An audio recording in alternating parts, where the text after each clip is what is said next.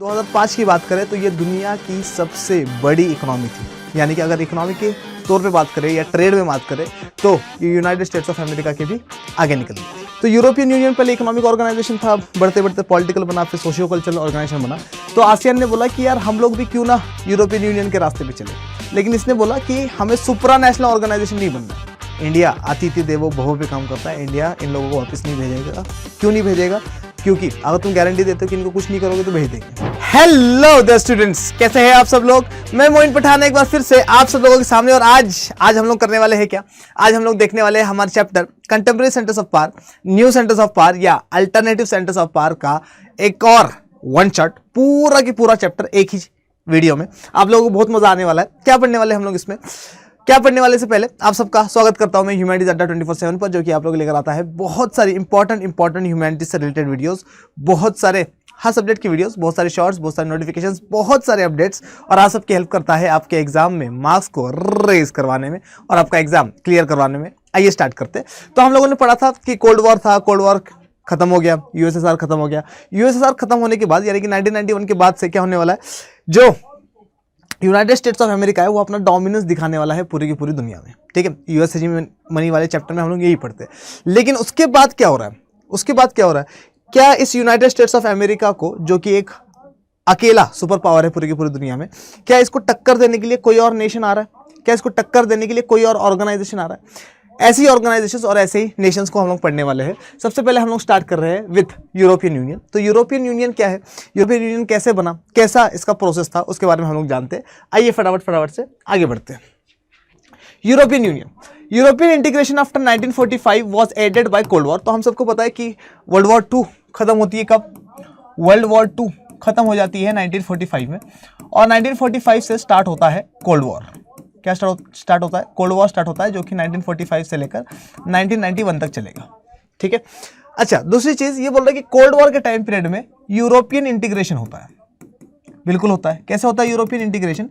European integration होने का मतलब है, सबसे पहली चीज कि वेस्टर्न यूरोप और ईस्टर्न यूरोप में बढ़ जाएगा कोल्ड वॉर के टाइम पीरियड में दुनिया। हाँ क्या? यूरोप बढ़ जाएगा, वेस्टर्न यूरोप जो होगा वो सपोर्टर होगा यूनाइटेड स्टेट्स ऑफ अमेरिका का, और जो ईस्टर्न यूरोप होगा it will be the supporter of USSR. ठीक है। लेकिन यूरोपियन यूनियन की बनने की स्टार्टिंग या यूरोपियन इंटीग्रेशन होता है वेस्टर्न यूरोप के साथ, यानी कि वेस्टर्न यूरोप इंटीग्रेट होता है और वेस्टर्न यूरोप को डेवलप करने की जिम्मेदारी उठाता है United states of America, USA, with Marshall plan. Paper में क्वेश्चन आता है कि मार्शल प्लान कब आया था? तो मार्शल प्लान के बारे में याद रखना, मार्शल प्लान आया था 1948 में। ठीक है। और मार्शल प्लान के तहत क्या बोला गया कि United states of America develop करेगा किसको? वेस्टर्न यूरोप को। सिर्फ वेस्टर्न यूरोप को क्यों कर रहा है? बिकॉज वेस्टर्न यूरोप जो है उसके आइडियोलॉजी को फॉलो करता है, कैपिटलिज्म को फॉलो करता है, और यूनाइटेड स्टेट्स ऑफ अमेरिका और वेस्टर्न यूरोप की कंट्रीज वर्ल्ड वॉर 2 के टाइम पीरियड में अलाइड पावर्स के साथ थे। ठीक है। तो अब सीन क्या हो रहा है? United states of America, Marshall plan 1948, western Europe क्या हो चुका है? इंटीग्रेट हो चुका है। यही बता रही है हमारी सबसे पहली लाइन कि European integration after 1945 was aided by cold war. Cold war के टाइम पीरियड में ये सारी की सारी वेस्टर्न यूरोपियन कंट्रीज इकट्ठा होने स्टार्ट हो गई। अमेरिका यानी कि United states of America extended massive financial help. तो यूनाइटेड स्टेट्स ऑफ अमेरिका ने क्या कहा कि भैया चलो मैं फाइनेंशियल हेल्प दूंगा, क्योंकि वर्ल्ड वॉर के टाइम पीरियड में क्या हुआ था? वर्ल्ड वॉर हो कहा रही थी, यूरोप में हो रही थी, लोग मर कहा रहे थे यूरोप में, स्ट्रक्चर्स कहाँ पे डिस्ट्रॉय हो रहे थे यूरोप में, सब कुछ यूरोप में चल रहा है। ठीक है। और यूरोप में इन सब की इकोनॉमी भी गिर गई थी, वेस्टर्न यूरोपियन कंट्रीज की भी, ईस्टर्न यूरोपियन कंट्रीज की भी। ठीक है। यूरोप की इकोनॉमी गिर गई थी, खास करके यूके की, फ्रांस की गिर गई थी। तो यूनाइटेड स्टेट्स ऑफ अमेरिका ने कहा कि भैया हम लोग क्या करेंगे? हेल्प करेंगे तुम्हारी, क्योंकि तुम हमारे ही ग्रुप वाले लोग हो और हमारी आइडियोलॉजी वाले लोग हो। तो USA extended massive financial help for reviving Europe's economy under what was called the Marshall plan. तो मार्शल प्लान क्या था? मार्शल प्लान के तहत क्या हो जाएगा? United states of America financial help देगा पूरे के पूरे यूरोप को। ठीक है। ये वर्ल्ड वॉर 2 की कुछ तस्वीरें हैं। आगे आते हैं। Under the Marshall plan the organisation for European economic corporation was established in 1948। Marshall plan आया 1948 का।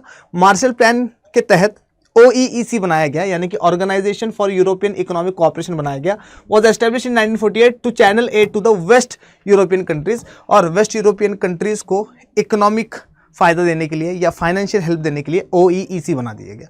तो इसमें क्या हुआ? वेस्टर्न यूरोपियन कंट्रीज सारी की सारी इकट्ठा हो गई। नेक्स्ट चीज देखो क्या बता रहा है। The council of Europe was established in 1949। It was the another step forward in political cooperation. अब देखो ओईईसी किस लिए बनाई गई थी 1948 में, तो ओईईसी बनाई गई थी इकोनॉमिक कोऑपरेशन के लिए, इकोनॉमिक कोऑपरेशन, फाइनेंशियल एड आ रही है यूनाइटेड स्टेट्स ऑफ अमेरिका से। और दूसरी तरफ अब क्या बनाया जा रहा है, सीओई बनाया जा रहा है, यानी कि काउंसिल ऑफ यूरोप बनाया जा रहा है 1949 में, नेक्स्ट ईयर। किस लिए बनाया जा रहा है, किस लिए बनाया जा रहा है सीओई या काउंसिल ऑफ यूरोप, तो काउंसिल ऑफ यूरोप बनाया जा रहा है for political cooperation. Political cooperation मतलब अलग अलग ऑर्गेनाइजेशन है इनके, यूरोप वालों के, वेस्टर्न यूरोप वालों के, इकोनॉमिक कोऑपरेशन के लिए अलग, पॉलिटिकल कोऑपरेशन के लिए अलग, और ऐसे ही धीरे धीरे करते करते ये आगे बढ़ेंगे और लास्ट में यूरोपियन यूनियन बनेगा, जिसमें ईस्टर्न वेस्टर्न यूरोप के कंट्रीज होंगे और पॉलिटिकल, सिक्योरिटी, इकोनॉमिक, सोशल सारे ऑर्गेनाइजेशंस को इकट्ठा मिला दिया जाएगा और यूरोपियन यूनियन बनेगा। ठीक है, तो पॉलिटिकल ऑर्गेनाइजेशन या पॉलिटिकल कोऑपरेशन के लिए क्या बनाया गया था, सीओई या काउंसिल ऑफ यूरोप बना दिया गया था।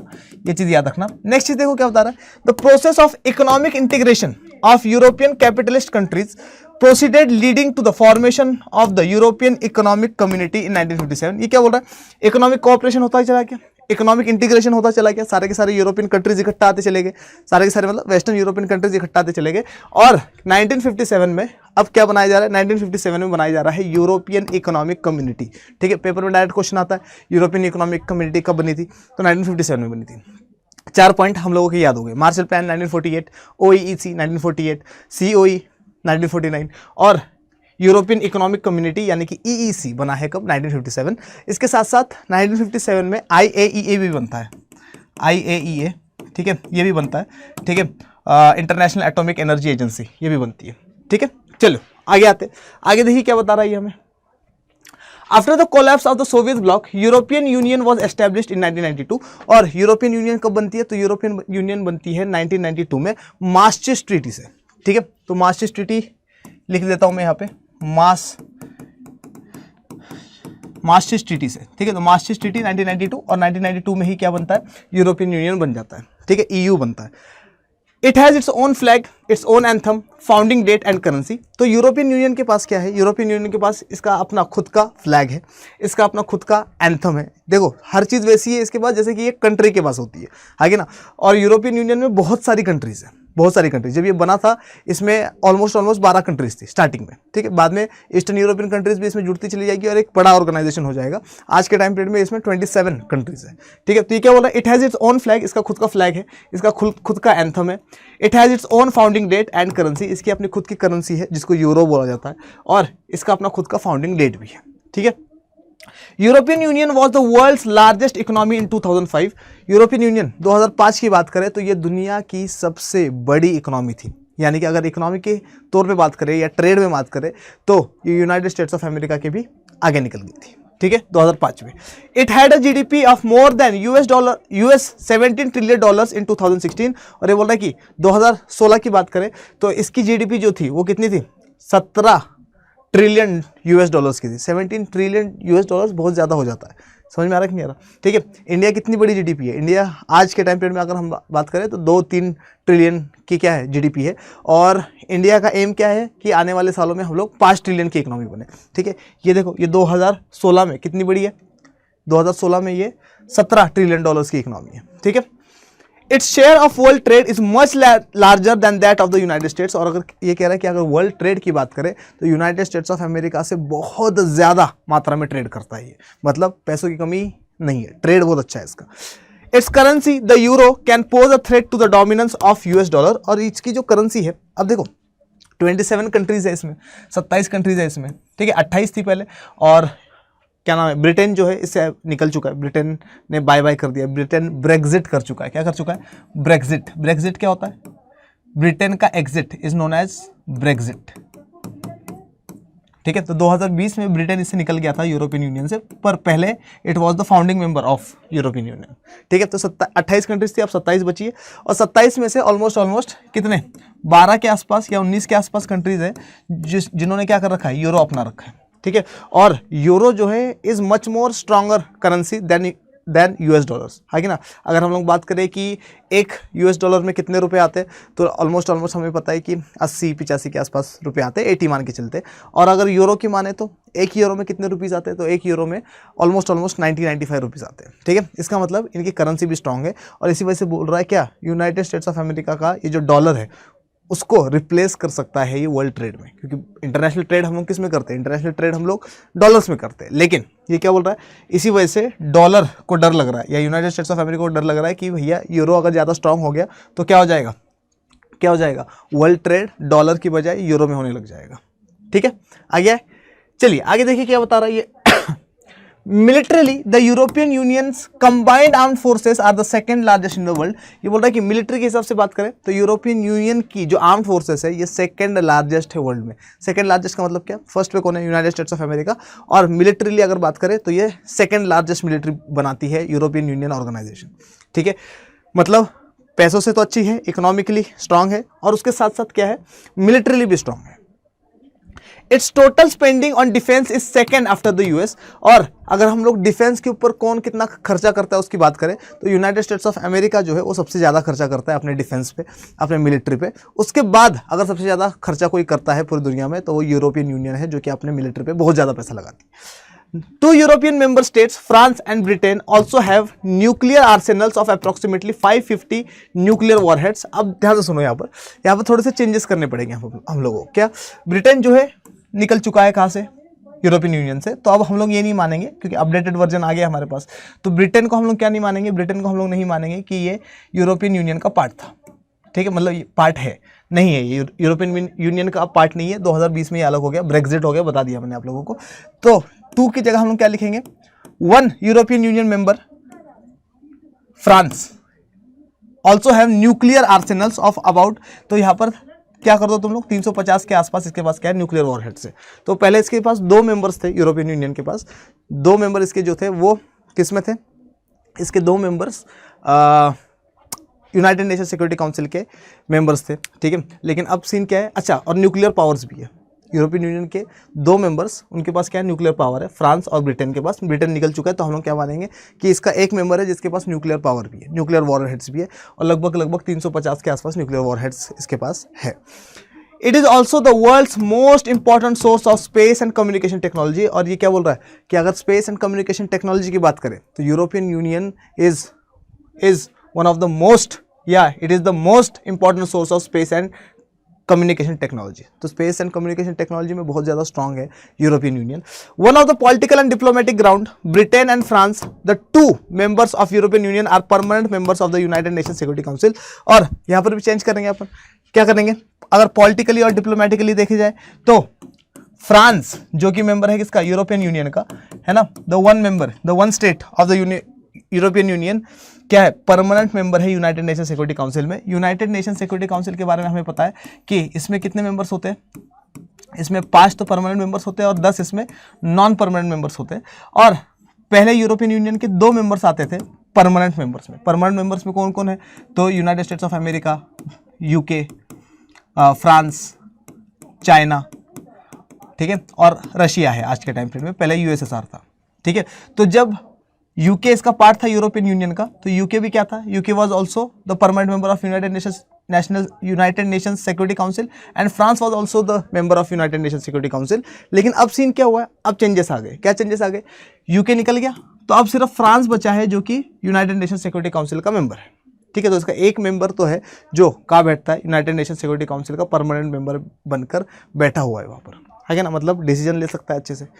आगे आते हैं, अब बात करते हैं हम लोग किसकी, आसियान की। तो आसियान का फ्लैग दिख रहा है आप लोगों को। आसियान में 10 कंट्रीज है और इसी वजह से ये हमें क्या दिख रहा है, हमें 10 पैडी के पत्ते दिख रहे हैं, ये हमें पैडी के स्टेम्स दिख रहे हैं। ठीक है, और ये पैडी के स्टेम्स क्या कर रहे हैं, ये दिखा रहे हैं यूनिटी को। ठीक है, पैडी क्यों दिखाई जा रही है, पैडी इसलिए दिखाई जा रही है कि साउथ ईस्ट एशिया का जो रीजन है वो पैडी बहुत ग्रो करता है। ठीक है, ये देखो आसियान के मेंबर स्टेट्स, तो आसियान में कौन कौन आता है, तो इसमें म्यांमार आता है, थाईलैंड आता है, कंबोडिया आता है, सिंगापुर आता है, इंडोनेशिया आता है, मलेशिया, वियतनाम, लाओस, फिलीपींस और ब्रुनेई दारुस्सलाम आता है। ठीक है, तो इसमें कितने कंट्रीज है, 10 कंट्रीज है। 1967 में ये बना है। पैडी के स्टेम्स से क्या बनता है, इसका फ्लैग बनता है। ठीक है, यूनिटी शो करते हैं ये लोग इससे। ठीक है, 1967 में जब ये बना था तो इसके 5 फाउंडिंग मेंबर्स थे, और ये जो फोटो थी, जो पैडी के स्टेम्स थे, ये भी 5 ही थे। लेकिन अब क्या हुआ, 10 मेंबर्स हो गए, तो 10 स्टेम्स दिखाई जाते और यूनिटी शो करते ये लोग अपनी खुद की। देखिए क्या बता रहे हैं, association of South East Asian Nations Association of Southeast Asian Nations ASEAN was established in 1967 by 5 countries of this region. ये क्या बोल रहा है, आसियान कब बना था? 1967 में बना था। एक चीज और याद रखना कि 1967 में बना जरूर है, लेकिन किससे बना है? बैंकॉक डिक्लेरेशन से बना है। किससे बना है? बैंकॉक डिक्लेरेशन से। बैंकॉक कहाँ पर है? बैंकॉक है थाईलैंड में, मतलब थाईलैंड तो इसका मेंबर होगा ही और फाउंडिंग मेंबर में भी आएगा, है ना। और थाईलैंड के बारे में एक और चीज़ याद रखना कि थाईलैंड क्या था? Thailand was one of the first countries to become the member of SEATO. ठीक है, तो जब सीटो आया था तो पाकिस्तान और थाईलैंड दो ऐसे कंट्रीज थे जो 1954 में सबसे पहले क्या बन गए थे? सीटो के मेंबर बन गए थे। ठीक है, तो ये याद रख लेना बस। Association of South East Asian nations ASEAN was established in 1967 by 5 countries. 5 countries से मिलकर क्या बना था? आसियान बना था। इंडोनेशिया, ठीक है, फाउंडिंग कंट्रीज कौन सी याद रखना है, पेपर में आता है। Indonesia, Malaysia, the Philippines, Singapore and Thailand by signing the Bangkok declaration. तो ये 5 कंट्रीज थी जिन्होंने, ये 5 फाउंडिंग कंट्रीज थी जिन्होंने मिलकर 1967 में आसियान की नींव रखी और फिर आसियान बढ़ता चला गया और 10 कंट्रीज जो है वो आसियान का पार्ट आज है। और 11th कंट्री को इंक्लूड करने की बात चल रही है। वो 11th कंट्री है कौन सी? East Timor. कौन सी? East Timor. तो ये भी याद रखना, ठीक है। ईस्ट तिमोर की कैपिटल क्या है? ईस्ट तिमोर की कैपिटल दिल्ली है, दिल्ली। आगे आते हैं। On the ASEAN logo, the 10 stalks of paddy rice represent the 10 Southeast Asian countries bound together in friendship and solidarity। और ये क्या बोल रहा है कि आसियान का ये जो एम्बलम है, ये जो लोगो है, और इसमें जो क्या लगे हुए, पैडी के स्टेम्स लगे हुए या पैडी के स्टॉक्स लगे हुए, ये क्या शो कर रही है? 10 कंट्रीज़ को शो कर रही है। और क्या दिखा रही है कि इन 10 कंट्रीज़ के बीच में फ्रेंडशिप है, पीस है, कोऑपरेशन है और सॉलिडेरिटी है, यानी कि ये सारे के सारे लोग इकट्ठा है, यूनाइटेड है। ठीक है, the circle symbolizes the unity of ASEAN. और ये जो सर्कल है वो क्या दिखाता है? सर्कल दिखाता है यूनिटी ऑफ आसियान। ठीक है, तो सॉलिडेरिटी और कोऑपरेशन और क्या फ्रेंडशिप दिखाती है ये 10 पैडी के स्टेम्स। और सर्कल जो है वो क्या सिंबलाइज कर रहा है? आसियान में यूनिटी, साउथ ईस्ट एशिया में यूनिटी को शो कर रहा है। डन है, ठीक है। आगे आते हैं। The objectives of ASEAN were primarily to accelerate economic growth and through that social progress and cultural development। तो ये बोला कि आसियान ऑब्जेक्टिव क्या है? आसियान, देखो आसियान जब बना था तो आसियान में जो साउथ ईस्ट एशियन नेशंस थे इनकी कंडीशन बहुत ख़राब थी। कंडीशन ख़राब का मतलब क्या? इनके ऊपर बार बार अटैक्स हो रहे थे। कौन अटैक करता था इन पे? Colonial powers, European countries attack कर रही थी, ठीक है, ब्रिटिशर्स अटैक कर रहे थे, फ्रेंच अटैक कर रहे थे, ठीक है, जापानीज इनके ऊपर अटैक कर रहे थे, ठीक है। तो इनकी हालत बहुत ख़राब थी। मतलब 1947 के बाद जैसे इंडिया की हालत थी, पॉवर्टी बहुत ज़्यादा, स्किल डेवलपमेंट नहीं, क्या कहते हैं, लिटरेसी नहीं है, एजुकेशन नहीं है, वैसे ही सेम हालत जो है साउथ ईस्ट एशिया की थी, बल्कि हमसे भी ख़राब हालत थी इनकी। ठीक है, तो इनका मेन काम क्या था? इकोनॉमिक प्रोग्रेस, पैसा पैसा पैसा, ठीक है। तो इनका मेन काम था पैसों में क्या करना? राइज होना। लेकिन अब क्या हुआ? अब इसका ऑब्जेक्टिव क्या बना? आसियान का ऑब्जेक्टिव बना primarily to accelerate economic growth. Economic growth को क्या करना है? एक्सेलरेट करना है। और जब इकोनॉमिक ग्रोथ हो जाएगी तो अपने आप सोशल प्रोग्रेस और कल्चरल डेवलपमेंट हो जाएगा। ठीक है। A secondary objective was to promote regional peace and stability based on the rule of law and the principles of the United Nations charter. आप लोग मुझे बताएंगे कि यूनाइटेड नेशंस चार्टर कब साइन हुआ है, लेकिन उससे पहले इसका प्राइमरी ऑब्जेक्टिव तो क्या था? इकोनॉमिक कोऑपरेशन, ठीक है, उससे सोशल डेवलपमेंट और कल्चरल डेवलपमेंट, यही था। दूसरा सेकेंडरी ऑब्जेक्टिव क्या है इसका? इसका सेकेंडरी ऑब्जेक्टिव है कि साउथ ईस्ट एशिया में क्या होना चाहिए? रीजनल पीस होना चाहिए। रीजनल पीस, हाँ कि ना, लड़ाई झगड़ा कोई नहीं करेगा, स्टेबिलिटी रहनी चाहिए, आपस में नहीं लड़ेंगे कभी भी सब लोग एक दूसरे के गवर्नमेंट की इज्जत करेंगे, किसी के इंटरनल अफेयर्स में नहीं घुसेंगे और इकट्ठा मिलकर क्या करेंगे? दुनिया में ट्रेड करेंगे, इकट्ठा मिलकर क्या करेंगे? आगे बढ़ेंगे। तो peace and stability based on the rule of law. Rule of law का मतलब क्या? ये लोग कह रहे हैं कि भैया देखो ऐसा है, कानून के हिसाब से चलेंगे। किसके हिसाब से? कानून के हिसाब से, लॉ के हिसाब से चलेंगे, ठीक है। और किसके सिद्धांतों पे चलेंगे? किसके प्रिंसिपल्स पे चलेंगे? On the principles of the United Nations charter. United Nations charter कब साइन हुआ था ये आप लोग मुझे बताएंगे वीडियो के नीचे कमेंट सेक्शन में, ठीक है। रोज रात को 8 बजे क्लास होती है अपनी पॉलिटिकल साइंस की, तो उसमें जरूर आ जाया करना। आगे चलते हैं। आगे देखिए क्या बता रहा है। ASEAN countries have adopted the ASEAN way as a form of interaction that is informal, non-confrontationist and cooperative। अब देखो क्वेश्चन आता है कि व्हाट इज आसियान वे। तो आसियान वे क्या है? आसियान कह रहा है कि भैया हमारा अपना इंटरेक्शन करने का या हमारा अपना काम करने का अपना खुद का तरीका है, जिसको हम लोग कहते हैं आसियान वे, ठीक है। तो अगर पेपर में क्वेश्चन आ जाए तो क्या करना है, यही लाइन छाप के आनी है अपने को। क्या, ASEAN countries have adopted the ASEAN way as a form of interaction. ये बोल रहा है कि ये हमारा इंटरेक्ट करने का फॉर्म है, ठीक है। इसमें क्या होता है, दैट इज इनफॉर्मल, हम लोग इनफॉर्मल तरीके से मिलते हैं, हम लोग नॉन कन्फ्रंटेशनिस्ट है, यानी कि हम लोग आपस में लड़ाई नहीं करते, एंड कोऑपरेटिव है, हम सबके बीच में कोऑपरेशन है, हम लोग एक साथ इकट्ठा मिलकर काम करते हैं। इसी को कहते हैं क्या, ASEAN way. In 2003, ASEAN moved along the path of establishing an ASEAN community comprising the three pillars, namely, pillars कर लेना इसको, pillars namely the ASEAN security community, the ASEAN economic community and the ASEAN socio-cultural community। अब देखो ध्यान से, जब 1992 में क्या बना था, यूरोपियन यूनियन बना था, तो यूरोपियन यूनियन भी स्टार्टिंग में एज एन इकोनॉमिक ऑर्गेनाइजेशन बना था, लेकिन धीरे धीरे यूरोपियन यूनियन ने क्या करना स्टार्ट करा, यूरोपियन यूनियन ने पॉलिटिकल ऑर्गेनाइजेशन बनने की बात करी, है ना। ये पॉलिटिकल ऑर्गेनाइजेशन बनता चला गया, धीरे धीरे क्या होता चला गया, जैसे जैसे टाइम बीतता गया, ये एक सोशियो कल्चरल ऑर्गेनाइजेशन भी बनता चला गया, सोशियो कल्चरल ऑर्गेनाइजेशन भी बनता चला गया। और 2003 के आसपास इसने क्या करा, 2003 के आसपास इसने, यूरोपियन यूनियन ने अपना खुद का एक कॉन्स्टिट्यूशन बनाने की भी कोशिश करी, ठीक है। और यूरोपियन यूनियन को हम लोग सुप्रा नेशनल ऑर्गेनाइजेशन भी बोलते हैं। क्या बोलते हैं, सुप्रा नेशनल ऑर्गेनाइजेशन भी बोलते हैं, क्योंकि ये एक क्या करता है, एक कंट्री की तरह काम करने की कोशिश करता है, ठीक है, कि सबकी करेंसी एक हो, सबके क्या हो, आपस में आने जाने में वीज़ा ना लगे, ठीक है। तो ये शेचेंजन एग्रीमेंट भी था, ये भी याद रखना, शेचेंजन एग्रीमेंट साइन हुआ था यूरोपियन यूनियन के कंट्रीज़ के बीच में, यानी कि यूरोपियन यूनियन बनने से पहले ही शेचेंजन एग्रीमेंट साइन हुआ था। इसके बारे में भी क्या आता है, क्वेश्चन आता है कि शेचेंजन एग्रीमेंट क्या था। तो शेचेंजन एग्रीमेंट के अकॉर्डिंग जितनी भी वेस्टर्न यूरोपियन कंट्रीज़ थी, 1985 में हुआ था ये, जितने भी वेस्टर्न यूरोपियन कंट्रीज़ थी उनको अलाउड था, क्या अलाउड था इनको अलाउड था कि किसी भी कोई भी कंट्री वाला बंदा, किसी भी दूसरे यूरोप का कोई भी कंट्री वाला बंदा या वेस्टर्न यूरोप के कोई भी कंट्री वाला बंदा दूसरे कंट्री में जा सकता है without visas, without passport, with identity card. मतलब क्या, मतलब यूरोपियन यूनियन करना क्या चाहता था, यूरोपियन यूनियन यूरोप को एज अ देश दिखाना चाहता था, और बाकी सारे के सारे कंट्रीज़ को क्या दिखाना चाहता था, एज यूरोप के स्टेट दिखाना चाहता था। समझ में आ रहा है कि नहीं आ रहा, लेकिन ये हो नहीं पाया था। एक और इसमें इंपॉर्टेंट चीज़ है, 1979 में यूरोपियन पार्लियामेंट के पहले फर्स्ट टाइम डायरेक्ट इलेक्शंस हुए थे, तो ये चीज़ भी याद रखनी है हम लोगों को, ठीक है, डन है। अब ध्यान सुनो, तो यूरोपियन यूनियन पहले इकोनॉमिक ऑर्गेनाइजेशन था, बढ़ते बढ़ते पॉलिटिकल बना, फिर सोशियो कल्चरल ऑर्गेनाइजेशन बना। तो आसियान ने बोला कि यार हम लोग भी क्यों ना यूरोपियन यूनियन के रास्ते पे चले, लेकिन इसने बोला कि हमें सुप्रा नेशनल ऑर्गेनाइजेशन नहीं बनना है। आसियान क्या कह रहा है, हमें सुप्रा नेशनल ऑर्गेनाइजेशन नहीं बनना है, मतलब हम नहीं चाहते कि हमारी करेंसी सेम हो, हम नहीं चाहते क्या कि हमारा कॉन्स्टिट्यूशन एक हो। इनका भी कॉन्स्टिट्यूशन बनता नहीं है, सिर्फ प्रयास करते हैं लोग, कोशिश करते बनाने की, लेकिन बन नहीं पाता है। बहुत सारी कंट्रीज़ कहती है भैया हमें नहीं बनना, है ना, यूरोस्केप्टिसिज्म वगैरह वगैरह आता है उसमें। खैर, तो 2003 में कॉन्स्टिट्यूशन बनाने की कोशिश करी थी यूरोपियन यूनियन ने, लेकिन नहीं बनी।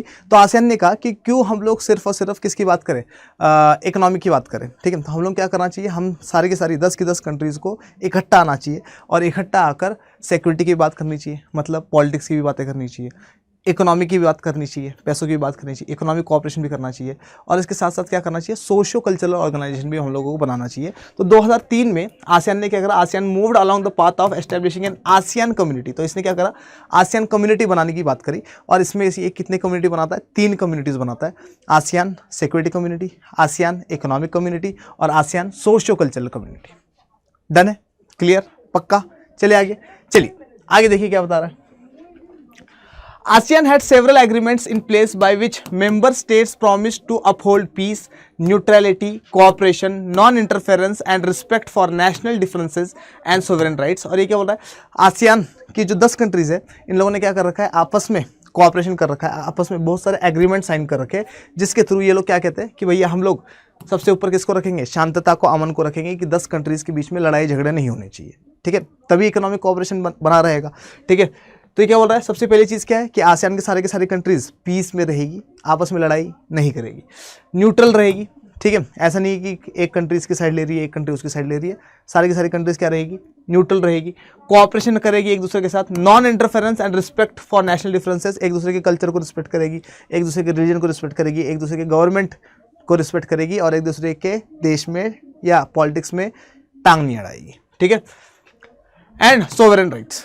ASEAN has focused on creating a free trade area for investment, labour and services. और इसने क्या बोला, इसने इन्वेस्टमेंट को अट्रैक्ट करने के लिए, to attract investment, to attract investments, इसने क्या करा, इसने बोला कि भैया ये क्या है, ये आसियान वाला रीजन है, आसियान में आओ, आसियान में पैसा लगाओ, ठीक है, या आसियान में आकर अपने प्रोडक्ट्स वगैरह बेचो, आसियान में आकर क्या करो, इन्वेस्टमेंट करो। इन्वेस्टमेंट करने का मतलब क्या, आसियान में आओ और आसियान में आकर अपनी इंडस्ट्रीज़, अपनी फैक्ट्रीज़ वगैरह जो भी करना है, अपनी बिजनेसेस खड़े करो। और हम लोग FTA कर रहे हैं, फ्री ट्रेड एरिया दे रहे हैं आप लोगों को, और इस एरिया में आकर डेवलपमेंट करो। इनका क्या फ़ायदा है, इसमें इन्वेस्टमेंट आ रहा है, बाहर से पैसा आ रहा है, बाहर से बिजनेस आ रहे हैं, आसियान में आएंगे, आसियान का साउथ ईस्ट एशिया का क्या करेंगे, डेवलपमेंट करेंगे, ठीक है। और साउथ ईस्ट एशिया का डेवलपमेंट करेंगे, इसका मतलब जब बाहर से बंदे यहाँ पर आकर क्या कर रहे हैं, फैक्ट्रीज वगैरह लगा रहे हैं, तो एम्प्लॉयमेंट किसको मिल रहा है, यहाँ वाले लोगों को, अरे हाँ कि ना, ठीक है। तो आसियान वालों ने क्या करा, इन लोगों ने फोकस किया किस पे, फ्री ट्रेड एरिया बनाने पे, ताकि वो इन्वेस्टमेंट लगा सके और लेबर और सर्विसेज को काम पे लगा सके। डन, आगे आते हैं। ASEAN Vision 2020 has defined an outward looking role for ASEAN in the international community। अब ये भी इंपॉर्टेंट है, ठीक है। पहले क्या होता था, आसियान क्या करता था, अपने आप पे ख्याल रखता था, ठीक है, क्यों, क्योंकि इसको स्टेबल बनना था, इसकी कंडीशन अच्छी नहीं थी जब इनको इंडिपेंडेंस मिला उसके बाद से, ठीक है। तो अब सीन क्या था, आसियान पहले क्या करता था, 10 कंट्रीज के बीच में ट्रेड वगैरह अच्छे से करता था, इकोनॉमिकली पावरफुल होने की बात करता था। जब ये स्टेबल हो गया, आसियान बहुत अच्छे से स्टेबल हो गया, ठीक है, अब इसके पिलर्स हिल नहीं रहे, सबके बीच में कोऑपरेशन है, सबके बीच में पीस है, 10 की 10 कंट्रीज के बीच में, तब आसियान ने सोचा कि यार मैं क्या करूंगा, अब मैं विजन 2020 रखूंगा। विजन 2020 क्या था, इसने कहा कि अब हम लोगों को क्या करना है, सिर्फ आसियान तक हम लोगों को सीमित नहीं रहना है, हम लोगों को इंटरनेशनल कम्युनिटीज़ के साथ भी क्या करना है, अपने संबंध को बढ़ाना है, ठीक है। ये इनका क्या था, विजन 2020, मतलब क्या, इंडिया के साथ भी संबंध बढ़ाने इनको, चाइना के साथ भी संबंध बढ़ाने इनको, यूनाइटेड स्टेट्स ऑफ अमेरिका के साथ भी संबंध बनाने, यूरोपियन यूनियन के साथ भी संबंध बढ़ाने इनको, सार्क के साथ भी क्या करना है, संबंध बढ़ाने। यही इनका क्या था, विजन 2020। इन लोगों ने एक आउटवर्ड लुकिंग रोल या आउटवर्ड लुकिंग पॉलिसी को अपनाया। This builds on the existing ASEAN policy to encourage negotiation और कन्फ्लिक्ट्स इन द रीजन। और इसी वजह से क्या हुआ, आसियान में, अब देखो पड़ोसी जब देश होते हैं तो बॉर्डर कन्फ्लिक्ट्स वगैरह होते हैं, ठीक है, और भी बहुत सारे कन्फ्लिक्ट्स होंगे, लेकिन अब सीन क्या हुआ, क्योंकि ये सारे के सारे इकोनॉमिकली स्टेबल होने लगे, आसियान की इकोनॉमी लगातार बढ़ती जाने लग गई, तो ये क्या बोला, this builds on the existing ASEAN policy to encourage negotiation over conflicts. और इसी वजह से बातचीत के जरिए से निगोशिएशंस होने लग गए इनके आपस के कन्फ्लिक्ट्स में। India sign trade agreements with the 3 ASEAN members, Malaysia, Singapore and Thailand. The ASEAN India Free Trade Area या Free Trade Agreement came into effect in 2010। ये इंपॉर्टेंट है कि आसियान और किसका, इंडिया के बीच का जो फ्री ट्रेड एग्रीमेंट हुआ, ये कब का हुआ है, ठीक है, तो ये हुआ 2010 में। क्लियर, बढ़े आगे, चलिए आगे देखिए क्या होता रहा है। The rise of Chinese economy, one of the important part. China, जैसे कि हमें पता है जब ये आज़ाद हुआ था तो ये कम्युनिस्ट था, ठीक है। चाइना में रिवॉल्यूशन आया था 1949 में, जिसको हम लोग चाइनीज़ रिवॉल्यूशन के नाम से जानते हैं। और चाइनीज़ रिवॉल्यूशन जो था, इसका मेन बैकबोन कौन था, तो इसका मेन बैकबोन था माओ ज़ेडुंग। कौन था, माओ ज़ेडुंग। क्लियर है, आगे आते हैं, देखिए क्या बता रहा है। The rise of Chinese economy, China की इकोनॉमी इतनी ज़्यादा बढ़ कैसे की, जैसे इंडिया 1947 में आज़ाद हुआ है, चाइना हमारे से 2 साल बाद यानी कि 1949 में कम्प्लीटली आज़ाद हुआ है। चाइना में कम्युनिस्ट रूल आ गया, ठीक है। जब दोनों कंट्रीज इकट्ठा आज़ाद हुई है, तो चाइना आज हम लोगों से इतना आगे कैसे है, चाइना की इकोनॉमी आज $11 ट्रिलियन से ज़्यादा क्यों है, और हमारी इकोनॉमी अभी $2-3 ट्रिलियन क्यों है, ठीक है। तो क्वेश्चन है, तो चाइना ने ऐसा क्या किया जिसकी वजह से वो हमसे आगे, देखिए क्या किया।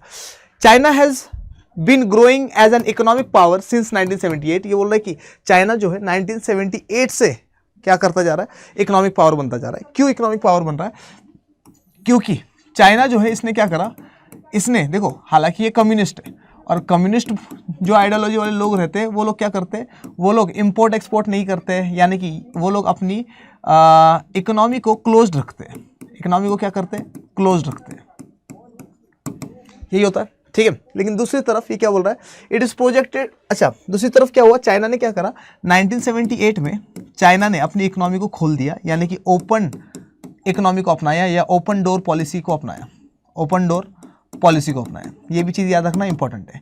इंडिया ओपन डोर पॉलिसी को कब अपनाता है, तो इंडिया ओपन डोर पॉलिसी को 1991 में अपनाता है। LPG, liberalisation, privatisation, globalisation, India जो चीज़ 1991 में कर रहा है, चाइना वो 1978 में कर रहा है। इसी वजह से चाइना बहुत आगे है, ठीक है। न्यूक्लियर पावर के हिसाब से बात करें तो इंडिया कब न्यूक्लियर पावर बनता है? 1998 में न्यूक्लियर पावर बनता है। और चाइना कब न्यूक्लियर पावर बनता है? तो चाइना जो है ये न्यूक्लियर पावर बनता है 1964 में। ये डिफरेंस है, समझ में आया? इस वजह से क्या है, चाइना बहुत ज़्यादा आगे एज कम्पेयर टू अस।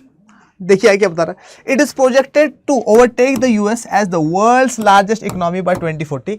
ये बोल रहा है कि ऐसा अनुमान लगाया जा रहा है कि चाइना जो है यूनाइटेड स्टेट्स ऑफ अमेरिका से ज़्यादा अपनी इकोनॉमी कर लेगा 2040 आते आते। हालांकि 2021 में ये चाइना ने क्या कर चुका है, चाइना अपनी करेंसी स्ट्रॉन्ग कर चुका था यूएस डॉलर से, प्लस अपनी इकोनॉमी ज़्यादा करके दिखा दी थी इसने किससे, यूनाइटेड स्टेट्स ऑफ अमेरिका से। लेकिन वो अनस्टेबल इकोनॉमी थी, ऊपर हो गई थी, फिर बाद में दोबारा से बराबर हो गई, फिर नीचे चलेगी, ऐसे वाला था, है ना। और यूनाइटेड स्टेट्स ऑफ अमेरिका उस टाइम पीरियड में Donald Trump was the president of United states of America.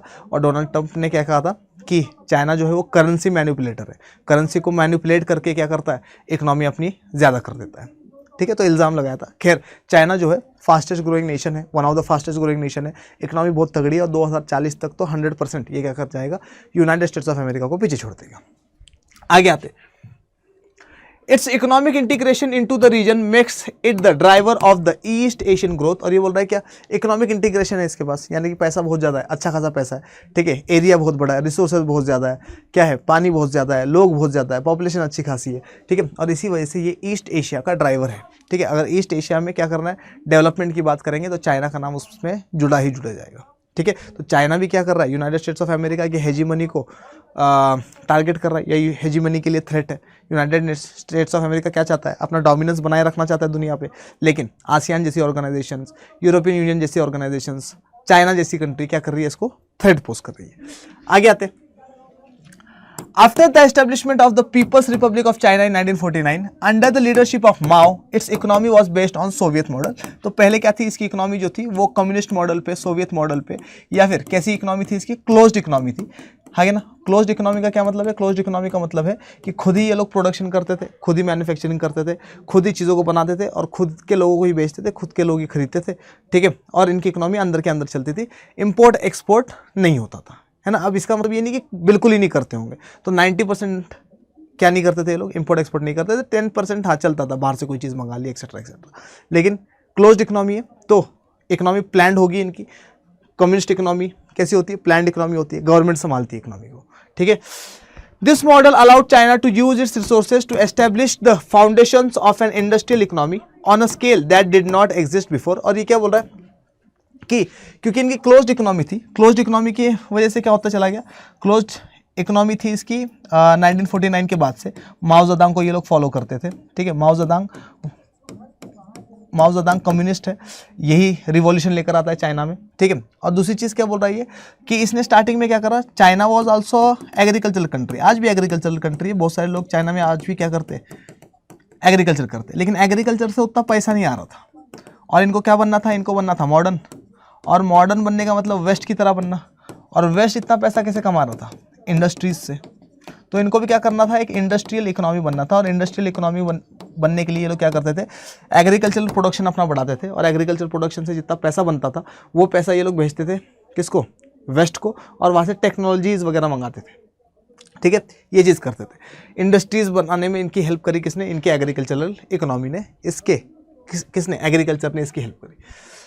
China ended its political and economic isolation with the establishment of relations with the United States in 1972। अब United states of America के साथ ये हाथ मिला लेता है। हालांकि देखो ध्यान से, कोल्ड वॉर का टाइम पीरियड चल रहा है कि ना, ईस्टर्न ब्लॉक और वेस्टर्न ब्लॉक में दुनिया बटी हुई है। Western block United states of America की क्या है, सपोर्टर है। Eastern block is the supporter of USSR. ऐसा ही है क्या, चाइना किसका पार्ट है, China is the part of USSR, यानी कि ईस्टर्न ब्लॉक का मेंबर है, ठीक है। यूएसएसआर में भी कम्युनिस्ट सोशलिस्ट आइडियोलॉजी चल रही है, चाइना में भी कम्युनिस्ट सोशलिस्ट आइडियोलॉजी चल रही है, ठीक है। और इंडिया भी सोशलिस्ट है, समझ में आ रहा है कि नहीं। लेकिन India was not the member of western bloc and eastern bloc, India was the member of NAM, non aligned movement का मेंबर था इंडिया, ठीक है। अब ध्यान सुनो, चाइना को ये दिखता है, अच्छा एक और चीज़, तो चाइना क्यों यूनाइटेड स्टेट्स ऑफ अमेरिका से दोस्ती करता है, तो इसलिए करता है क्योंकि चाइना को ये पता लगता है कि अगर मुझे आगे बढ़ना है तो क्या करना पड़ेगा, क्या करना पड़ेगा, मुझे स्ट्रांग होना पड़ेगा। प्लस ये यूएसएसआर को भी देख रहा है, क्या देख रहा है ये यूएसएसआर को, कि 1970 के बाद यूएसएसआर की जो इकोनॉमी है, यूएसएसआर की इकोनॉमी वो स्टैग्नेंट हो गई है, और दोनों की क्लोज्ड इकोनॉमी है, चाइना का भी क्लोज्ड है, यूएसएसआर की भी क्लोज्ड है।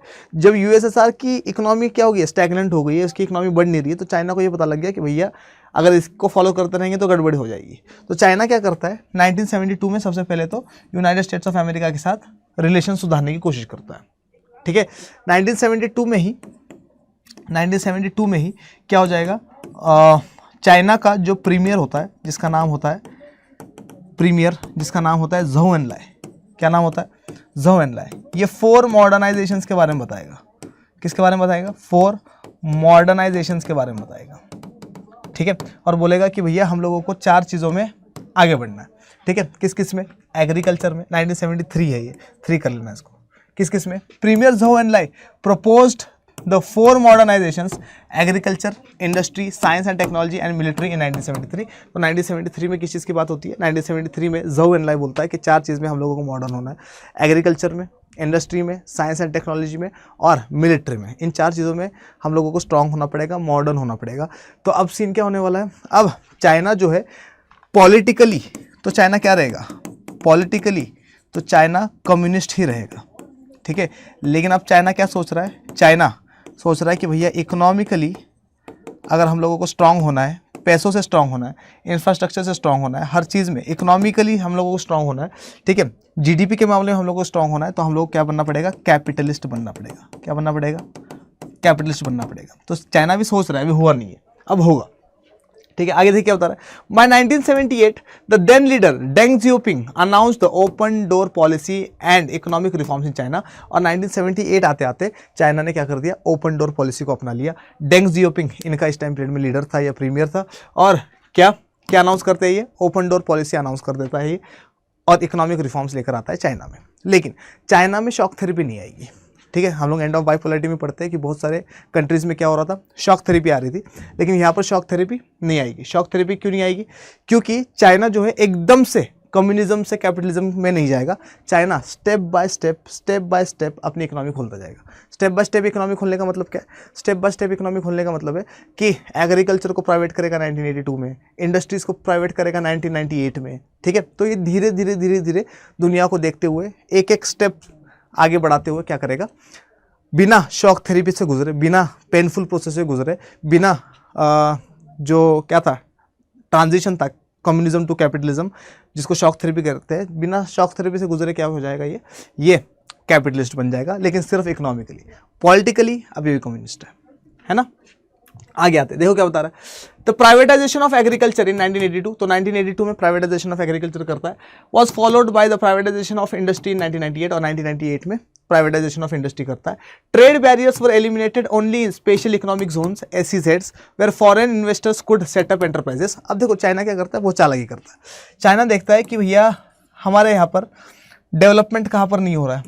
ठीक है, तो मान लो कि इस एरिया में डेवलपमेंट नहीं हो रहा है, इस एरिया में डेवलपमेंट नहीं हो रहा है, इस एरिया में डेवलपमेंट नहीं हो रहा है, तो चाइना क्या करता है, चाइना बोलता है किसको, पूरे दुनिया को, पूरे वर्ल्ड को बोलता है कि भैया देखो ऐसा है, मैंने ना SEZs बना रखे हैं। क्या बना रखे हैं, SEZs। तो लोग पूछते हैं SEZs मतलब, ये बोला कि ये SEZs है स्पेशल इकोनॉमिक जोन्स। क्या है ये, स्पेशल इकोनॉमिक जोन्स। लोगों ने पूछा मतलब क्या स्पेशल इकोनॉमिक जोन्स का, तो स्पेशल इकोनॉमिक जोन का मतलब होता है, स्पेशल इकोनॉमिक जोन्स का मतलब होता है एक ऐसा एरिया जहाँ पर बाहर वाले लोग आ सकते हैं, यहाँ पे इन्वेस्ट कर सकते हैं, पैसा लगा सकते हैं, यहाँ पे डेवलपमेंट कर सकते हैं, यहाँ की जगह को स्ट्रांग बना सकते हैं, अपना बिजनेस स्टार्ट कर सकते हैं, एक्सेट्रा सब कुछ कर सकते हैं।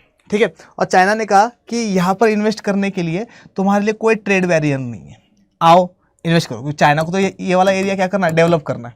ठीक है, और डेवलप करने के लिए इसके पास उतना पैसा नहीं है, तो बाहर वालों को बोला कि यहाँ पर आओ, यहाँ पर तुम्हें ना लाइसेंस के पैसे देने पड़ेंगे, ना टैक्स देना पड़ेगा, कुछ नहीं देना पड़ेगा, यहाँ आओ, एक सिंपल सा प्रोसेस होगा, उसके तहत तुम यहाँ पर बिजनेस वगैरह कर सकते हो। बाहर से लोगों को बुलाया। ठीक है, लोग भी बोले कि भैया कब तक टैक्स नहीं देना, इसने कहा 15-20 साल मत देना टैक्स। ठीक है, उसके बाद टैक्स देना स्टार्ट करना, तो लोगों को बहुत अट्रैक्टिव लगा। तो इसने क्या करा, जो एरिया डेवलप नहीं था उसको भी डेवलप करवा दिया इस तरीके से, स्पेशल इकोनॉमिक जोन्स बनाकर। ठीक है, आगे देखिए क्या बता रहा है, privatisation of agriculture led to remarkable rise in agricultural production and rural incomes. अब क्या हो रहा है, प्राइवेटाइजेशन ऑफ एग्रीकल्चर हुआ, कब हुआ, 1982 में। जैसे प्राइवेटाइजेशन ऑफ एग्रीकल्चर हुआ, अब देखो पहले क्या होता था, कम्युनिज्म में क्या होता था, कम्युनिज्म जब था या कम्युनिज्म कम्युनिस्ट आइडियोलॉजी के हिसाब से जब ये अपनी इकोनॉमी संभालते थे तो क्या होता था, कलेक्टिवाइजेशन ऑफ एग्रीकल्चर होता था, बहुत बड़े लैंड पे एग्रीकल्चर करा जाता था, ठीक है, सरकारी यानी कि सरकार करवाती थी एग्रीकल्चर, ठीक है, और जितना भी एग्रीकल्चर प्रोडक्शन होता था वो क्या होता था, सब में बराबर बराबर बांट दिया जाता था, सबको एम्प्लॉयमेंट मिलता था, एक्सेट्रा एक्सेट्रा। अब क्या हुआ, प्राइवेटाइजेशन ऑफ एग्रीकल्चर करा। इसका मतलब जिसके पास जितना पैसा होगा उसने उतनी उतनी ज़मीनें खरीद ली, है कि ना। अब यहाँ पर लोग सरकार के लिए काम नहीं करेंगे, अब लोग करेंगे काम किसके लिए, खुद के लिए। तो खुद के लिए काम करेंगे तो खेती बाड़ी अच्छी करेंगे, है कि ना, प्रोडक्शन ज़्यादा करने की कोशिश करेंगे। तो क्या हुआ, इनका प्रोडक्शन बढ़ गया। प्रोडक्शन बढ़ने की वजह से क्या हो गया, privatisation of agriculture led to remarkable rise in agricultural production. Agricultural production बढ़ा और एग्रीकल्चर प्रोडक्शन बढ़ने की वजह से गांव वाले फार्मर्स के पास रूरल इनकम जो है वो बढ़ गई। अब ये फार्मर्स क्या करने लगे, अब ये लोग, ये जो फार्मर्स होंगे, क्योंकि इनके पास पैसा आ गया, अब जब पैसा आ गया तो ये लोग क्या करेंगे, ये लोग इंडस्ट्रीज बनाएंगे। क्या बनाएंगे, इंडस्ट्रीज। कैसी इंडस्ट्रीज, रूरल इंडस्ट्रीज बनाएंगे। जैसे कि रूरल इंडस्ट्रीज, जैसे ये लोग क्या करेंगे, ये लोग ना बोलेंगे कि भैया देखो ऐसा है, ये मेरा खेत है और खेत के साइड में ही मैंने ये इंडस्ट्री बना दी। लोगों ने पूछा किस चीज़ की इंडस्ट्री, बोला कि मेरे खेत में ना मैं गन्ने उगाता हूँ, हाँ कि ना, और मैंने यहाँ पर क्या, गुड़ बनाने की इंडस्ट्री लगा दी, रूरल इंडस्ट्री। यहाँ पर गन्ना बनाऊंगा, ठीक है, ऑफ सीजन में यहाँ पर क्या गुड़ बनाऊंगा, ठीक है। तो इन लोगों ने क्या कर दिया, प्रोडक्शन भी खुद ही कर रहे, मैन्युफैक्चरिंग भी खुद ही कर रहे, इस वजह से और पैसा आना स्टार्ट कर दिया, है ना। और अब क्या हो चुका है, 1978 के बाद ओपन डोर पॉलिसी अपना ली इन लोगों ने, इकोनॉमी खुल गई है इनकी। क्या कर रहे हैं ये लोग, इंपोर्ट एक्सपोर्ट कर रहे हैं। तो जितना भी प्रोडक्शन हो रहा था, जितना भी मैन्युफैक्चर हो रहा था, वो सारी की सारी चीज़ें बाहर बेची जा रही है और उससे और ज़्यादा पैसा आ रहा है। तो इन्वेस्टमेंट से पैसा आ रहा है, SEZs बनाने की वजह से पैसा आ रहा है, क्या कहते हैं, एग्रीकल्चर मॉडर्न करने की वजह से और एग्रीकल्चर को प्राइवेट करने की वजह से पैसा आ रहा है, मैन्युफैक्चरिंग करने की वजह से पैसा आ रहा है। तो स्ट्रांग होता जा रहा है चाइना, ठीक है। आगे आते हैं, the new trading laws and the creation of special economic zones led to a phenomenal rise in foreign trade and become the most important destination for foreign direct investment FDI anywhere in the world। अब ये क्या बोल रहा है, नए trading laws आ गए, ठीक है। तो नए ट्रेडिंग लॉज की वजह से, और इसने क्या करा, लोगों को अट्रैक्ट करने के लिए स्पेशल इकोनॉमिक जोन्स बना दिए। बोला कि भैया लाइसेंस का कोई प्रोसीजर नहीं है, और किसका टैक्स वगैरह तुम्हें नहीं देना है, 15 साल नहीं देना है, 20 साल नहीं देना है, उसके बाद टैक्स देना स्टार्ट कर देना, है कि ना।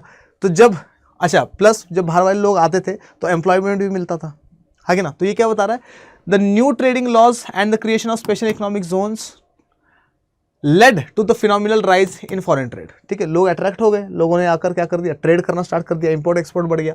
इंपोर्ट एक्सपोर्ट बढ़ने की वजह से क्या हुआ, पैसा बढ़ गया, ठीक है। And it became the most important destination for foreign direct investment. और अब दुनिया में क्या हवा चलेगी कि भैया चाइना में इन्वेस्टमेंट करते हैं, वहाँ पर इन्वेस्टमेंट करने का पैसा है, 15-20 साल तक टैक्स नहीं लग रहा, सिर्फ लोगों से काम करवाओ, उनको सैलरी दो और क्या करो चीज़ें बनाओ और दुनिया में बेचो और पैसा कमाओ। तो बिजनेसमैन के लिए तो बहुत अट्रैक्टिव है, 15-20 साल क्या नहीं करना, टैक्स नहीं देना, हाँ कि ना। आगे देखिए क्या बता रहा है, While the Chinese economy has improved dramatically, not everyone in China has received the benefits of the reforms। ये बोल रहा है कि चाइना की इकोनॉमी लगातार बढ़ती चलेगी, लेकिन चाइना में सबको इसका फायदा नहीं मिला। क्वेश्चन ये है कि सर क्यों चाइना में सबको इसका फायदा क्यों नहीं मिला? क्योंकि चाइना की गवर्नमेंट अब इकोनॉमी नहीं संभाल रही है ना, मार्केट फोर्सेस संभाल रही है, ठीक है, इस वजह से। देखिए क्या बता रहा है आगे, the rate of unemployment has risen. जब तक कम्युनिस्ट रूल था या जब तक कम्युनिज्म के अकॉर्डिंग क्या चल रहा था, इकोनॉमी चल रही थी, तब तक क्या होगा, सबके पास एम्प्लॉयमेंट होगा। लेकिन अब सीन क्या है, अब अनएम्प्लॉयमेंट बढ़ गया चाइना में, ठीक है।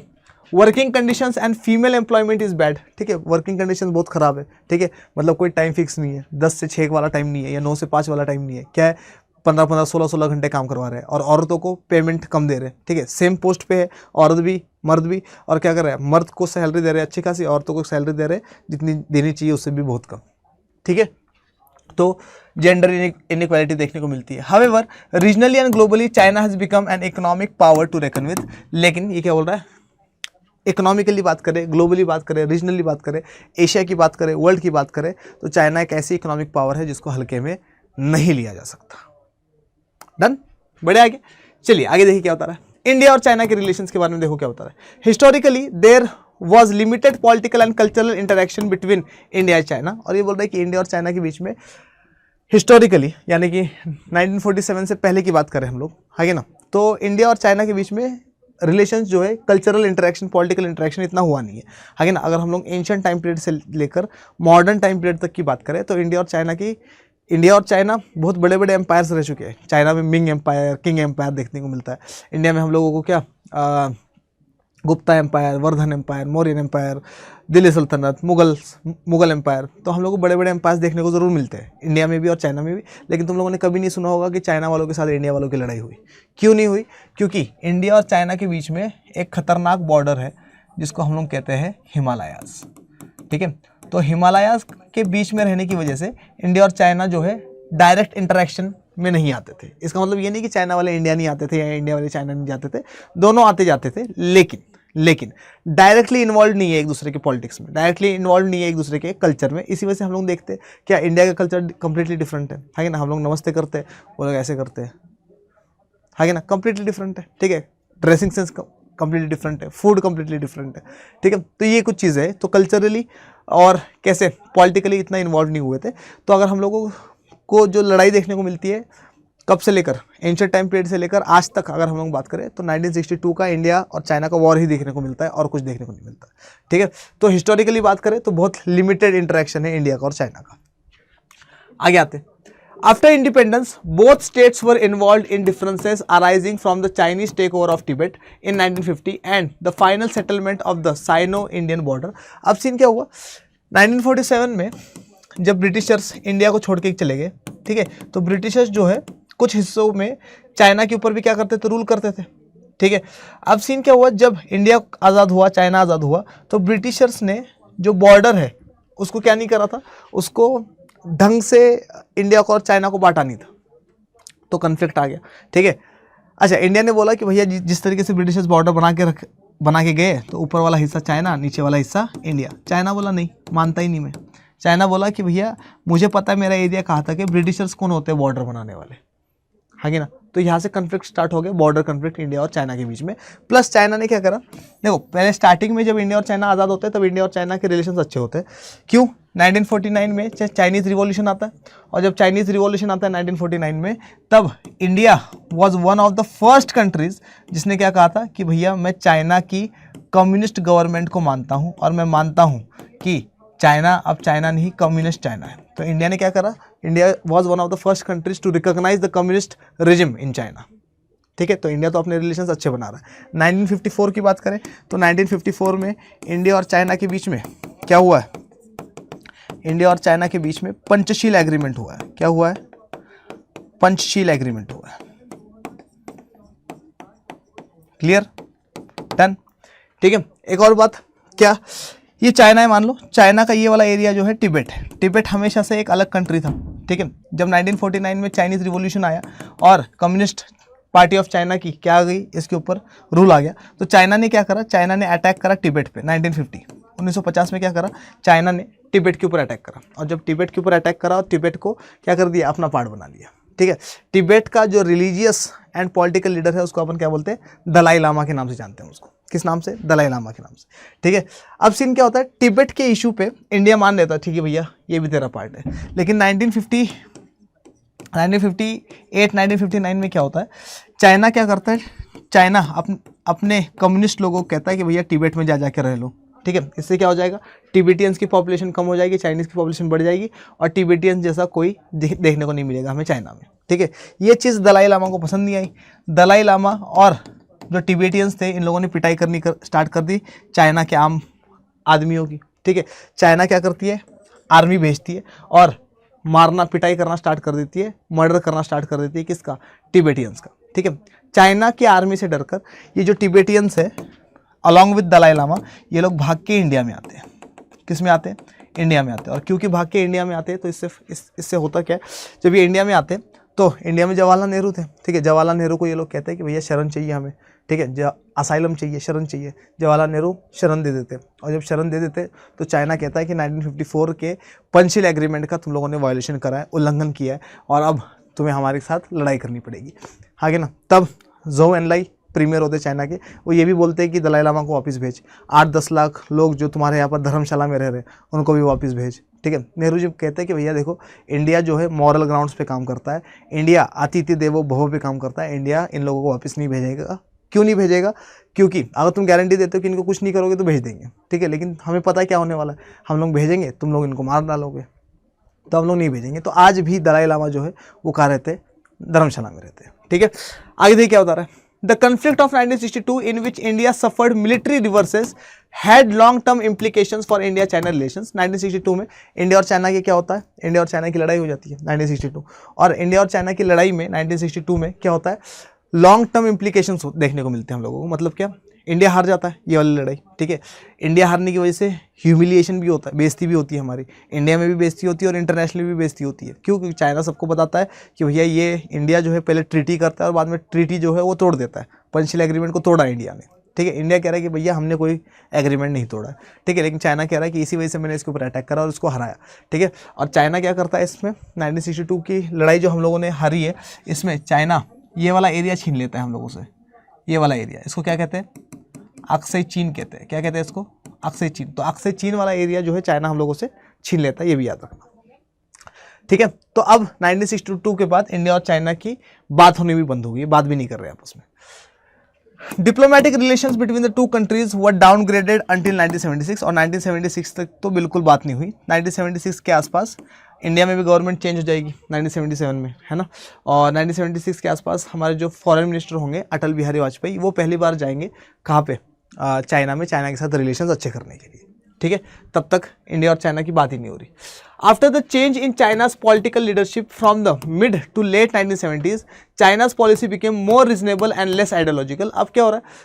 1970s में चाइना क्या कर रहा है? चाइना 1972 में यूनाइटेड स्टेट्स ऑफ अमेरिका से हाथ मिला रहा है। चाइना 1973 में 4 मॉडर्नाइजेशन की बात कर रहा है। 1978 में चाइना क्या कर रहा है? ओपन डोर पॉलिसी को अपना रहा है। इसका मतलब क्या है? चाइना अब आइडियोलॉजिकली छोटा हो रहा है और अपने इंटरेस्ट देख रहा है कि चाइना एक बड़ा कंट्री कैसा बनेगा, चाइना इकोनॉमिकली पावरफुल कैसे बनेगा, चाइना मिलिट्रीली पावरफुल कैसे बनेगा, चाइना स्पेस एंड कम्युनिकेशन में स्ट्रॉन्ग कैसे बनेगा, इंफ्रास्ट्रक्चर में स्ट्रॉन्ग कैसे बनेगा। तो चाइना अब क्या कर रहा है?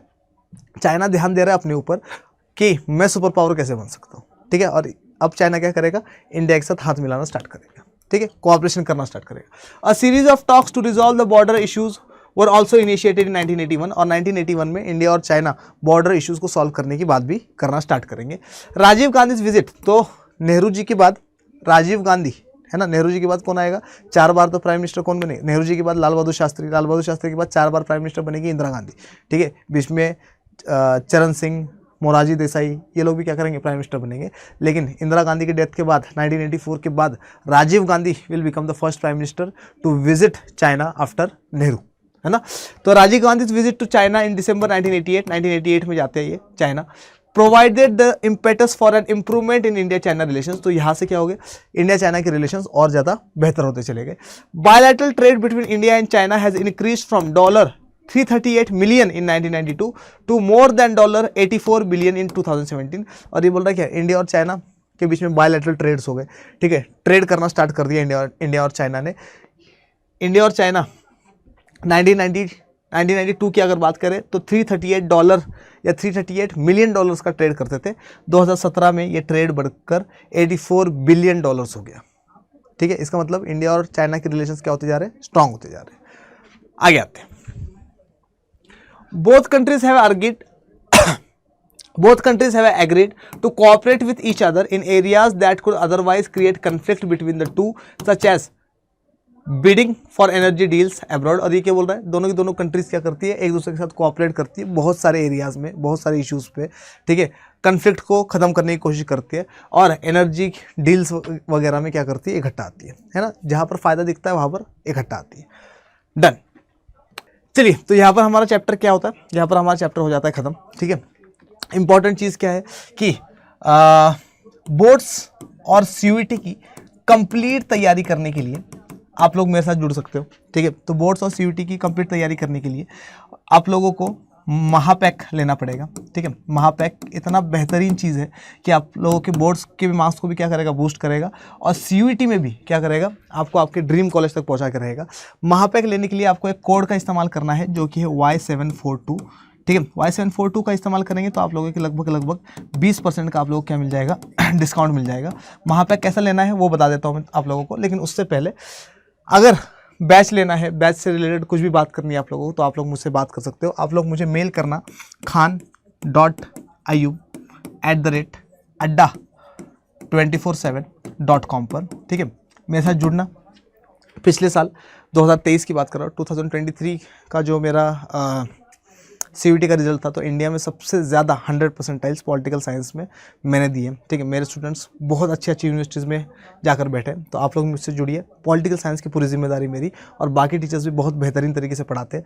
तो जुड़िए बोर्ड्स और CUET के लिए महापैक में, ठीक है। महापैक कैसे लेना है और क्या क्या करवाया जाएगा उसमें, सारी की सारी चीज़ें बताता हूँ मैं आप लोगों को। देखिए क्या करना है, कुछ नहीं करना आपको जाना है अड्डा 24/7 की वेबसाइट पर। यहाँ जाना है, यहाँ जाकर गूगल बाबा के पास जाना है, अड्डा 24/7 लिखना है। जैसे अड्डा 24/7 लिखेंगे, अड्डा 24/7 की वेबसाइट आ जाएगी, इस पर क्लिक करना है। जैसे क्लिक करेंगे ऑल कोर्सेज का ऑप्शन दिखाई देगा, इस पर क्लिक करना है। जैसे क्लिक करेंगे अंडर ग्रेड एंट्रेंस एग्जाम का ऑप्शन दिखेगा, इस पर क्लिक करिए। CUET का ऑप्शन दिखा है, इस पर क्लिक करिए। CUET आर्ट्स का ऑप्शन दिखेगा आपको, इस पर करिए क्लिक। जैसे क्लिक करेंगे आपको यहाँ पर एक महापैक, 2 महापैक दिखाई देंगे, 2 महापैक। इन दोनों महापैक में डिफरेंस क्या है, इसमें बुक्स है जो कि आप लोगों के घर तक पहुँचाई जाएगी, बहुत इंपॉर्टेंट बुक्स है, ठीक है। दोनों में कितना डिफरेंस है, लगभग 1000 रुपये का डिफरेंस होगा, ठीक है। बुक्स घर तक पहुँचाई जाएगी। ये वाली इसमें आपको ई बुक्स मिलेंगे, इसमें भी ई बुक्स मिलेंगे, ई बुक्स और हार्ड कॉपी बुक्स दोनों मिलेंगे। इसमें सिर्फ ई बुक्स मिलेंगे। Live classes, video courses, test series और ई बुक्स जो है इसमें सेम है, ठीक है। मान लो आप लोगों को क्या करना है, आप लोगों को ये वाला महापैक लेना है या ये वाला महापैक लेना है, किसी पे भी क्लिक करिए आप लोग। जैसे ही क्लिक करेंगे आप लोग, आपको क्या दिखेगा, आपको दिखेगा कि इसमें क्या करवाया जा रहा है, मैं बता देता हूँ। इसमें पूरी ह्यूमैनिटीज़ करवाई जा रही है आप लोग को। आपको history, geography, political science, legal studies, economics, English, Hindi और जनरल टेस्ट के 4 सब्जेक्ट्स करवाए जा रहे हैं, यानी कि करंट अफेयर्स, GK, क्वांट्स और रीजनिंग, ठीक है। तो 11 सब्जेक्ट्स आप लोग करवाए जा रहे हैं, और ये 11 सब्जेक्ट्स के लिए आपको कितना पैसा देना है, आपको 9,500 रुपये देना है। 9,500 भी नहीं देना, डिस्काउंट के बारे में बताया था। आपको क्या करना है, कोड का इस्तेमाल करना है। यहाँ जाकर लिखना है क्या, Y742, और इसको अप्लाई कर देना है। जैसे Y742 को अप्लाई कर देंगे, आप लोगों के 1,899 रुपये बच जाएंगे, और आपको ये वाला बैच सिर्फ और सिर्फ 7,600 रुपये में मिलने वाला है, ठीक है। 11 सब्जेक्ट्स 7,600, ठीक है। आप लोग जब भी ये वीडियो देख रहे हैं, ठीक है, चाहे अभी देख रहे हैं, चाहे अगले साल देख रहे हैं, चाहे 2 साल बाद देख रहे हैं, मैं यही हूँ, ठीक है, कहीं नहीं जा रहा हूँ, ठीक है। तो आप लोग क्या करिए, सेम मेरा कोड सेम है Y742, इसको अप्लाई करिए और जुड़िए मेरे साथ महापैक में। महापैक के प्राइसेस हो सकता है कि आगे कम ज़्यादा हो, लेकिन टेंशन लेने वाली बात नहीं है। आशा करता हूँ आज वाली क्लास आप लोगों को बहुत ज़्यादा पसंद आई होगी। पसंद आई है तो इसको लाइक करिए, शेयर करिए, अपने दोस्तों को दिखाइए, मुझे दिखाइए। बहुत सारा प्यार। वीडियो कैसी लगी कमेंट करिए। तब तक के लिए मोइन पठान आप सबसे कहता है जय हिंद।